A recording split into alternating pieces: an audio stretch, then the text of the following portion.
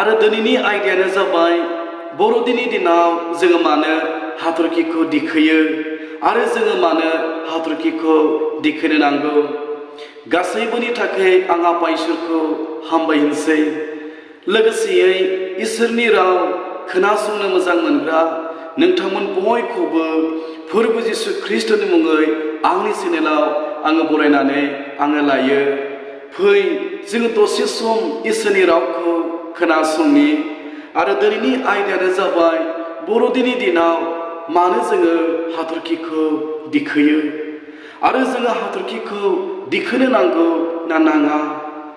जुदिबा गोथार बाइबेलाव बर'दिननि दिनाव हाथरखिखौ दिखोनांगौ होननानै लिरनाय गैयाब्लाबो दिनै गथै बुहुमावनो जायफ्रा जिसु ख्रीष्टखौ फोथायबाय आरो जायफ्रा बर'दिनखौ मानियो, जोङो न'नि लांगोनाफ्राव नङाब्ला न'नि गोजौआव हाथरखिफोरखौ खानानै दोननाय जोङो नुयो।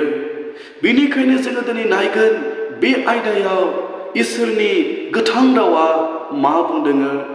बिनि सिगां जोङो नायगोन माथाइनि बिलाइ 2 बालाक 1-10 सारि, माथाइ 2 अध्याय 1निफ्राय 11 पदसिमखौ फरायोब्ला बेयाव मोननो हायो। गोजौआव लिरनाय दङ सानजानि गोनोखोफोर। बै समाव सानजानि गोनोखोफ्रा जेरुसालेमाव थांनानै हेरद राजाखौ बुंदोंमोन, जुदायानिफोरनि सारिजानाय राजाया बहा?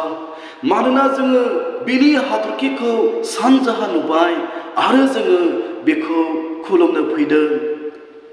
जेब्ला बे बाथ्राखौ गोनोखोफ्रा बुंदोंमोन, गोनोखोफोरनि बुंनाय रावखौ खोनानानै हेरद राजाया गिनाय मोनदोंमोन।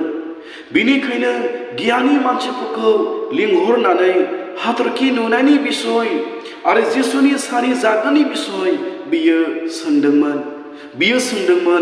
जिसुआ बबेयाव सारि जागोन? बे समाव गोनोखोफ्रा बुंदोंमोन जुदानि बेथलेहेमाव। जेब्ला बे बाथ्राखौ हेरद राजाया खोनादोंमोन, बियो गोनोखोफोरखौ बेबायदि बुंनानै थिनहरदोंमोन, नोंसोरो थांनानै बे गथ'खौ खुलुमहैदो आरो नोंसोर खुलुमखांनायनि उनाव नोंसोरो आंनोबो खोन्थाफै, जेन' आंबो थांनानै बे गथ'खौ खुलुमनो हानाय बादि। बेबादि बुंनानै हेरद राजाया गोनोखोफोरखौ बिदाय होदोंमोन। आरो बेबायदियैनो माथाइनि बिलाइ 2 अध्याय 9निफ्राय 11 पदसिमखौ फरायोब्ला मोननो हायो। आङो फरायगोन जिसुनि मुङै। राजानि बाथ्राखौ खोनानानै बिसोरो थांबाय आरो नाय, बिसोरो सानजा नुनाय हाथरखिया गथ' थानाय जायगानि सायाव सहैनानै गसंथायागौ मानि बिसोरनि सिगां सिगां थांबाय। बे हाथरखिखौ नुनानै बिसोरो इनायनो रंजाबाय आरो न' सिङाव हाबनानै बिसोरो गथ'खौ बिनि बिमा मारियामजों लोगोसे नुबाय आरो गुग्रुबनानै बिसोरो बिखौ खुलुमबाय आरो गाव गावनि जेसरफोरखौ खेवनानै बिसोरो ओरैनो होनायफोर सना, गुन्दुरु आरो गन्दरसखौ बिनो होबाय। आरो बेबायदियैनो बिसोरो सानजानि हाथरखिखौ नुनो मोनदों। आरो गोनोखोफ्रा सानजानि हाथरखिखौ नुनानै रंजादों। मानोना जाय हाथरखिखौ बिसोरो नुदों, बे हाथरखिया गुबुन मोनसे हाथरखिमोन। बुंनो नागिरदों, जोङो दिनै अख्रां सायाव जे हाथरखिखौ नुयो बेबायदि नङामोन। बै समाव जाय हाथरखिखौ जिसुखौ संलांनो हानाय बादि आरो जिसुनि जायगासिम लानानै थांनो हानाय बादि जे हाथरखिखौ सानजाहा गोनोखोफ्रा नुदोंमोन, बे हाथरखिया गुबुन मोनसे हाथरखिमोन।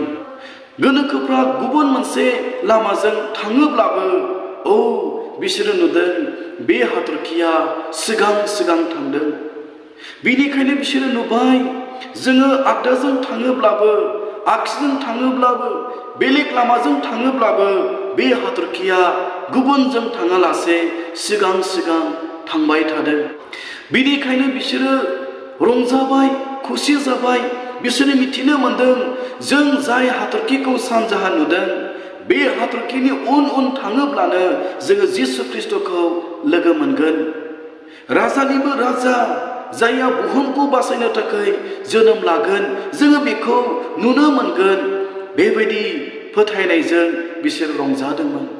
बेनिखायनो माथाइनि बिलाइ 2:10 बुंदों बे हाथरखिखौ नुनानै बिसोरो इनायनो रंजाबाय। मानो रंजाखो?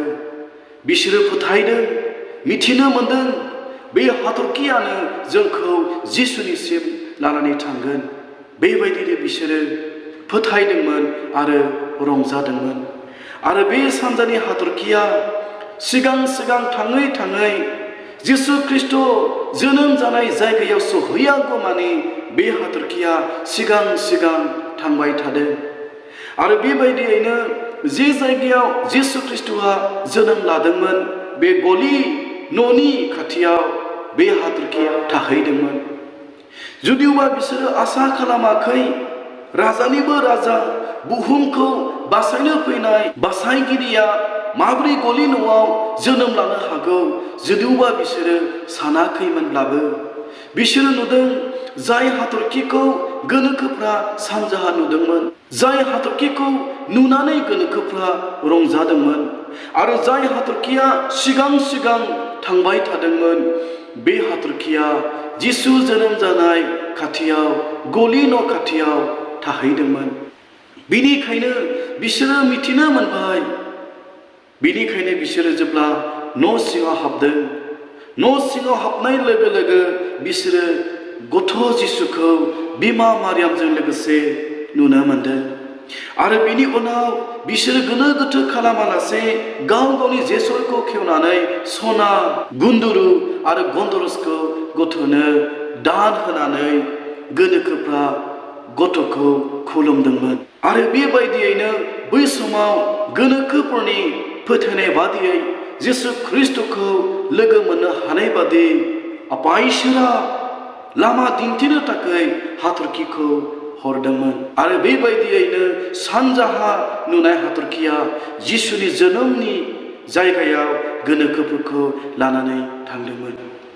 बेनिखायनो बै समाव लामा आन्दायनाय गोदाव सोराव जानाय गोनोखोफोरखौ सानजाहा नुनाय हाथरखिया जिसु ख्रिस्ट'नि जोनोम जायगासिम लानानै थांदों होननानै बाइबेलाव लिरनायखाय दिनै गथै बुहुमानो बर'दिननि दिनाव न'नि लांगोनायाव न'नि उखुमाव हाथरखिखौ खानानै दोनो। आं बेखौ बुंनो नागिराखै बर'दिननि दिनाव हाथरखिया जि मेन, हाथरखिया जि नंथारगौ, हाथरखिखौनो जोङो खुलुमनांगौ। मानोना आं जे जायगायाव थायो बे जायगायाव सान अखाफोरखौ खुलुमो। बेनिखायनो बर'दिननि दिनाव जोङो जिसु ख्रिस्ट'खौ खुलुमनायखौ नागारनानै हाथरखिखौनो जों खुलुमथारनांगौ आं बेखौ बुंनो नागिराखै। नाथाय जोङो दिनै मिथिनो नांगोन दिनैनि हाथरखिया सोर आरो दिनै सोरखौ हाथरखि होननानै जोङो बुंदोङो जों बेखौ मिथिनो नांगोन। आंनि अनजाग्राफोर, बै समाव लामा आन्दायनाय गोनोखोफोरखौ जिसुनि खाथियाव लांनो, जिसुनि जोनोम जायगासिम लांनो फोरबुआ सानजाहा जोंनाय हाथरखिखौ गोनोखोफोरनि थाखाय लामा दिन्थिनो हानाय बादि हरदोंमोन। आरो गोनोखोफ्रा बे हाथरखिनि गेजेरजों जिसुनि जोनोमसिम सहैदोंमोन। आंनि अनजाग्राफोर, बिनिखायसो गोबाङा हाथरखिखौ जिसुनि जोनोम जायगासिम लामा दिन्थिदों होननानै न'नि लांगोनाफ्राव न'नि गोजौआव खानानै दोनो।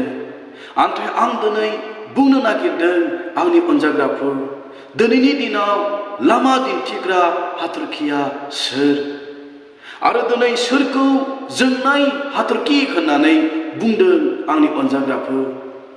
जायफ्रा इसोरखौ फोथायबाय, जायफ्रा बासायजानायखौ मोनबाय, जायफ्रा गावनि जिबनखौ बेक्तिगत जिबनखौ जिसु ख्रिस्ट'नो जायगाखौ होबाय आरो नंथारगौयैनो जायफोरनि जिबनाव जिसु ख्रिस्ट'आ जायगा मोनबाय बेनो दिनै लामा दिन्थिग्रा हाथरखिया।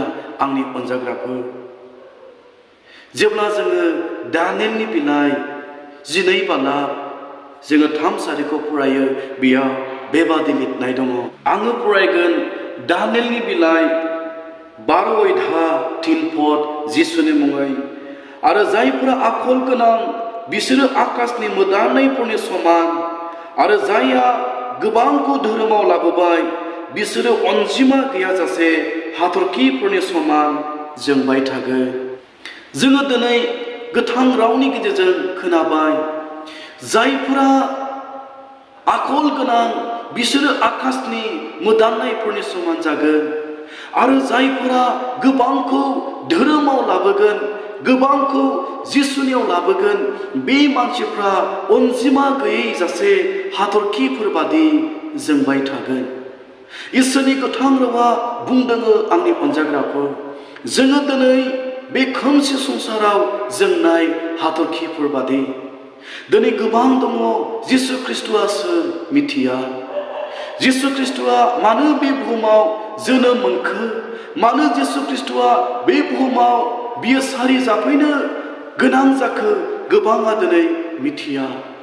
आन्थाय जों दिनै बर'दिननि गेजेरजों जोङो दिनै मिथिहोनो नांगोन। जोङो दिनै जोंनि मावनायजों, जोंनि फोथायनायजों, जोंनि खुलुमनायजों, जोंनि सिबिनायजों, जोंनि रायलायनाय, जोंनि जानाय लोंनायजों, जोंनि सानफ्रोमबो जिउ खुंनायजों जायफोरा खोमसियाव दङ जों बिसोरखौ लामा दिन्थिनो नांगौ। जेन' गोबाङा जोंनि गेजेरजों जिसु ख्रिस्ट'खौ जिबनाव लोगो मोनो। जोङो बर'दिनाव गावनो गोसोबादि जानायजों, गोसोबादि रंजानायजों बियो थोजासे जानाय नङा। आन्थाय जोङो दिनै लामा दिन्थिग्राफोर जोङो जानो नांगोन। जेरै बै समाव सानजानि जोंनाय हाथरखिया गोनोखोफोरखौ जिसु ख्रिस्ट'नि जोनोम जायगा फारसे लानानै थांदोंमोन। दिनैबो आंनि अनजाग्राफोर, जोंनि गेजेरजों गोबाङा जों जिसु ख्रिस्ट'खौ मिथिनो मोनो। जोंनि गेजेरजों गोबाङा जों जिसु ख्रिस्ट'नियाव फैनो खाबु मोनो। जोङो लामा दिन्थिग्राफोर जोङो दिनै जानो नांगोन। बेनिखायसो इसोरनि गोथां रावा बुंदों, जायहा आखल गोनां बिसोरो आकाशनि मोदाननायफोरनि समान जागोन, आरो जायहा गोबांखौ धोरोमाव लाबोबाय बिसोरो अनजिमा गैयै हाथरखिफोर बादि जोंबाय थागोन। बेनिखायनो आंनि अनजाग्राफोर, जोङो दिनै लामा दिन्थिग्रा जोङो जानो नांगोन। जेब्ला जोङो दिनै गोबांखौ फोरबोआव लाबोगोन, जोंनि मावनायजों, जोंनि फोथायनायजों जेब्ला जों जिसु ख्रिस्ट'खौ मिथिहोगोन, आरो सोरबा दिनै जिसु ख्रिस्ट'नियाव लाबोनो हाबायब्ला, सोरबा दिनै जिसु ख्रिस्ट'नि लामा दिन्थिग्रा जुदि जानो हाबायब्ला, इसोरनि गोथां रावा बुंदों, गमामायै मोनसे समाव बियो अरायनि थाखाय हाथरखिफोर बादि जोंबाय थागोन। बेनिखायनो आंनि अनजाग्राफोर, बे बोसोरनि बर'दिनाव फै, जोङो जोंनि मावनायजों, जोंनि फोथायनायजों, जोंनि खुलुमनायजों जोङो जोंनाय हाथरखिफोर बादि लामा दिन्थिग्रा जोङो जानि। जेन' गोबाङा जोंखौ नुनानै जिसु ख्रिस्ट'खौ फोथायनो गोसो जायो। जेन' गोबाङा जोंनि अनलायनायखौ नुनानै जिसु ख्रिस्ट'नाव फैनो गोसो जायो। जोङो बेबादि खामानि मावनि, आरो बे बर'दिनाव जोङो जोंनाय हाथरखिफोर बादि जोङो लामा दिन्थिग्रा जानि। मानोना माथाइनि बिलाइ 5:14 लिरनाय दङ। जेब्ला जोङो माथाइनि बिलाइ 5 अध्याय 14निफ्राय लानानै 16 पदसिमखौ फरायो, बेयाव बेबादि लिरनाय दङ, जिसुनि मुङै, नोंसोरो संसारनि स्रां, हाजो सायाव थानाय नोगोरफ्रा थाखोमानो हाया। मानसिफ्रा देम्फु सावनानै दमनि सिङाव बोदोना आन्थाइ गासानि सायावसो, अब्ला बियो न'आव थानाय मानसिफोरनो स्रां होयो। बेबायदिनो नोंसोरनि स्रांआ मानसिफोरनि सिगाङाव स्रां होथों, आरो बिसोरो नोंनि गाहाम मावनायफोरखौ नुनानै नोंसोरनि सोरगोआव थानाय नोम्फाखौ बाख्नायथों। जोङो दिनै मानो लामा दिन्थिग्राफोर जोङो जानो नांगौ? मानोना इसोरनि गोथां रावा बुंबाय, माथाइनि बिलाइ 5 अध्याय 14निफ्राय 16 पदसिमाव बुंदों, नोंसोरो संसारनि स्रां, हाजो सायाव थानाय नोगोरा थाखोमानो हाया। मानसिफ्रा देम्फुखौ सावनानै दननि सिङाव दोना आन्थाइ गासानि सायावसो दोनो। जोङो न'आव थानाय मानसिफ्रा स्रां मोनो। बेबायदिनो नोंसोरनि गाहाम मावनाया मानसिफोरजों मिथिजाथों आरो बेबायदियैनो नोंसोरनि मोजां मावनायजों नोंसोरो स्रां होनो नांगौ आरो बेबायदियैनो सोरगोआव थानाय बिफाखौ बाख्नायनो नांगौ। बेनिखायनो आंनि अनजाग्राफोर, जेरै बै समाव लामा आन्दायनाय समाव सानजानि जोंनाय हाथरखिया गोनोखोफोरखौ जिसु ख्रिस्टनि जोनोमसिम लानानै थांदोंमोन, दिनैबो इसोरनि गोथां रावा बुंबाय जोङो बे संसाराव स्रां। जिसु ख्रिस्टआ जोंखौ दिनै स्रां जागानो थाखाय लुबैदों। बेनिखायनो जों बर'दिननि गेजेरजों जोङो बे स्रांखौ मानसिफोरनो मिथिहोनि। माबोरै जोङो स्रांखौ मिथिहोनो हागोन? इसोरनि गोथां रावा बुंदों, नोंसोरनि गाहाम मावनायजों, नोंसोरनि फोथायनायजों, नोंसोरनि खुलुमनायजों, नोंसोरनि जिउ खुंनायजों नोंसोरो स्रांखौ होनो नांगौ।